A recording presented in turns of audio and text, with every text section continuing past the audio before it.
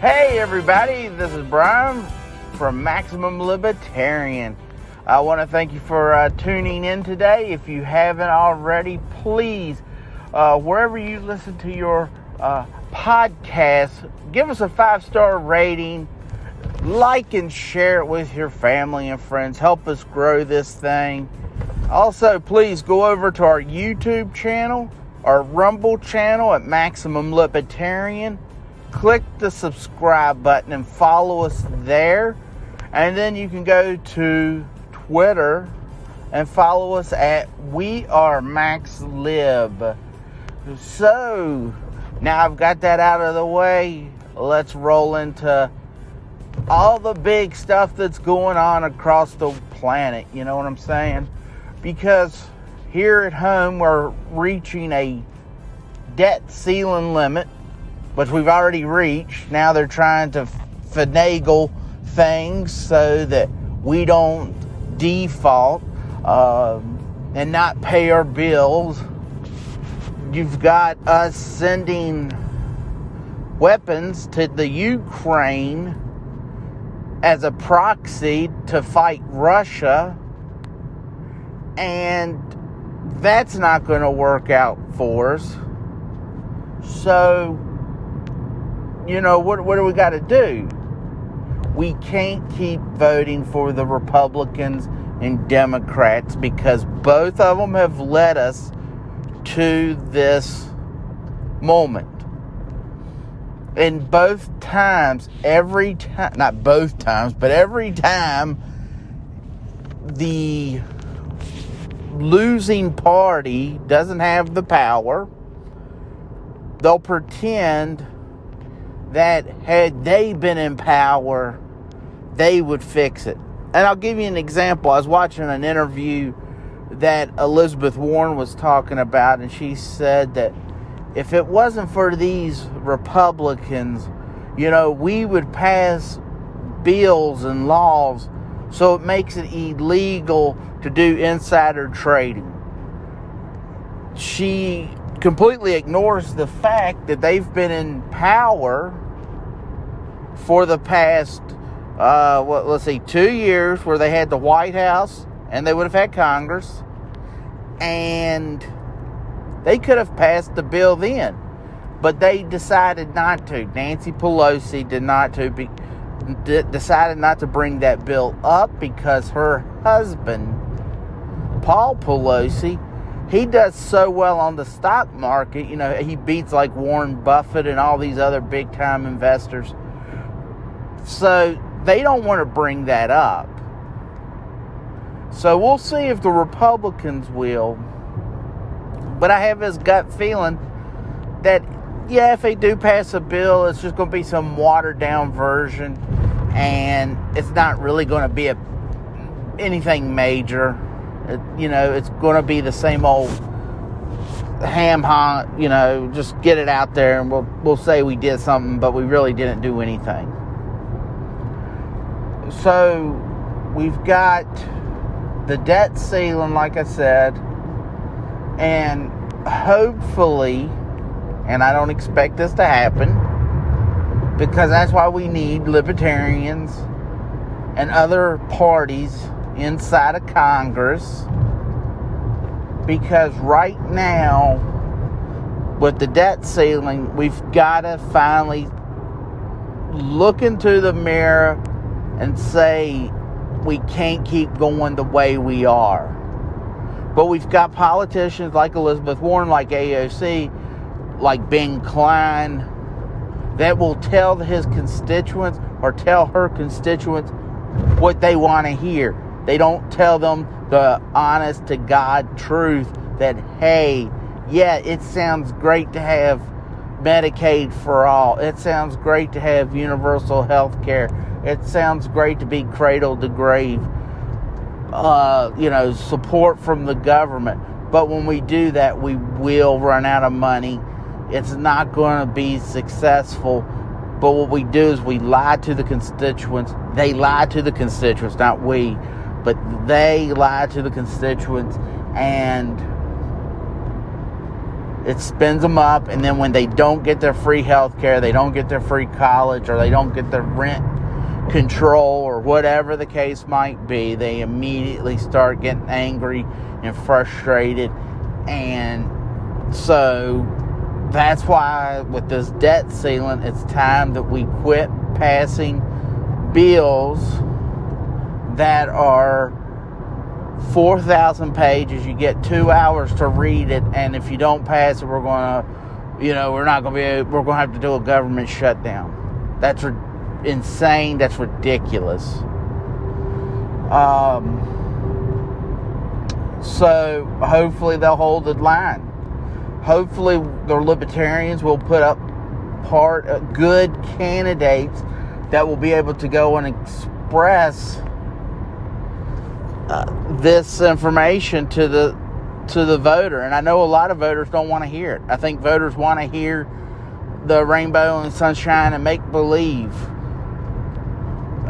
Because if Dr. Lark, Jim Lark, he once made a question. He said, why don't Libertarians get elected more often? He said the reason they don't get elected is we don't promise anybody anything. And we've got to be the party that jumps in front of these two and quit. Look, Republicans aren't constitutional conservatives. They are, they're authoritarians that are standing on your neck.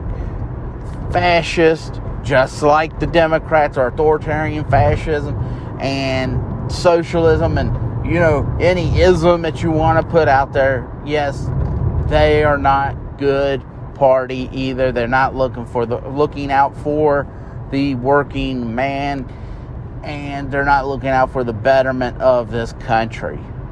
So that's what I think about the debt ceiling. We've got to get to a point where we've got to start making an actual budget. We've got to take, I believe, that little group that fought against Kevin McCarthy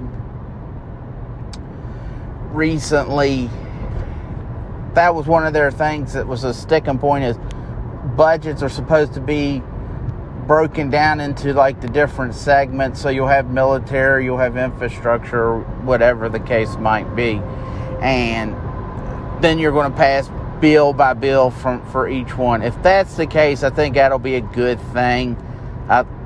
Let's hope they do it. But once again, Republicans, don't make me go, yeah, they're going to lead this charge. They'll definitely won't. So yeah. All right, let's roll into real quick. This past Saturday, Ronna McDaniel, she is now the fourth term is the RNC Chair person. She beat, and I cannot remember the lady's name, but it was 81% of the GOP membership wanted new leaders. But those that showed up elected Ronna McDaniel, and she's the niece, which I did not know this, of Mitt Romney, and he's such a wonderful Republican. And so she's been able to be the chair for losing Congress. She lost the presidency when there was supposed to be a big red wave. Granted, they won, but they did not do as well as they thought they could have done. And that has to go on leadership. Like I said, when you have the internals, people are wanting something different. You've got to give them something different. When people in the Libertarian Party started bitching about the Mises Caucus showing up, well, guess what, ladies and gentlemen? Those that showed up elected the Mises Caucus members. And let's be honest here, the past leadership has been milk toast. They haven't done much. They were silent during COVID. They've been silent during a lot of issues, and you want to see a strong message. Now, I'm not all impressed with everything that the Mises Caucus does, and some of them in like state roles, like maybe New Hampshire or wherever, kind of frustrates me because it's a direct thing on us as a whole. But overall, with what Angela McArdle and some of them are doing, that's what I wanted to see. We need bold messaging. And I'm hoping, we have talked to Lars Mapstead. We've also talked to Mike Termott. These are two individuals that are seeking the nomination from the Libertarian Party. I feel that they will. Libertarians have got to help these guys out. So if you've got social media, like their page, like the stuff that they put out, share it with your friends. That's it. There's no money that has to be exchanged. You don't have to send no cryptocurrency. You just have to hit like and share. Let your friends know about these individuals. That's the only way they can get name recognition. So, that's all I have to say about that. Congratulations to the GOP for maintaining the status quo, and probably 2024 doing lackluster in that as well, because I don't foresee them putting up anyone that's going to be exciting. If they run Donald Trump, Ron DeSantis might get a little more excitement, but Trump did his little rally in South Carolina on Saturday night, and here he is standing there with Lindsey Graham. So that's all you have. Lindsey Graham, Mitch McConnell worked tirelessly to make sure Trump failed. At the same time, Donald Trump will get in bed with these two fellas. So you can't have it both ways. If you talk trash about someone, don't expect them to help you. And it goes the other way too. You talk bad about Trump, don't expect Donald Trump to come help you.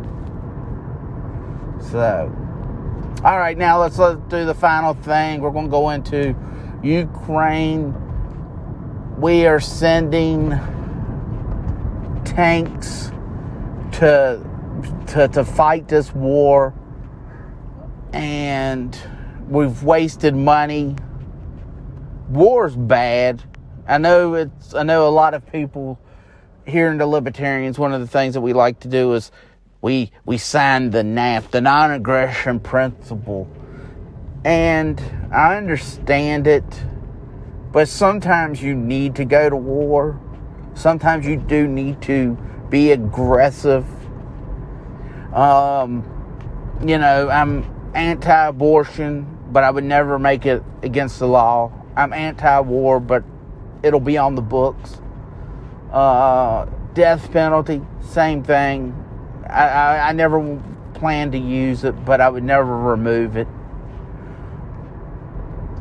Because there is a 2 to 3% chance where an abortion needs to be done.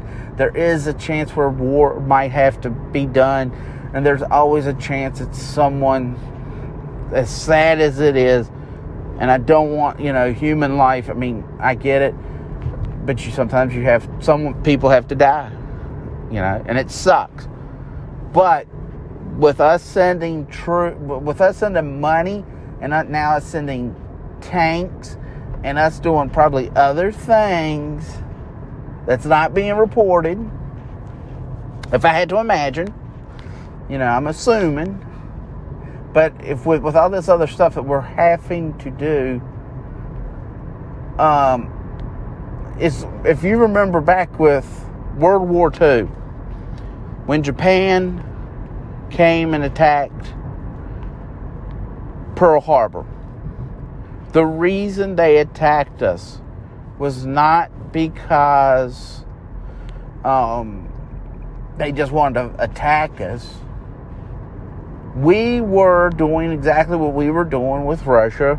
we were in Ukraine, we were sending the people they were fighting weapons and money and things of that nature.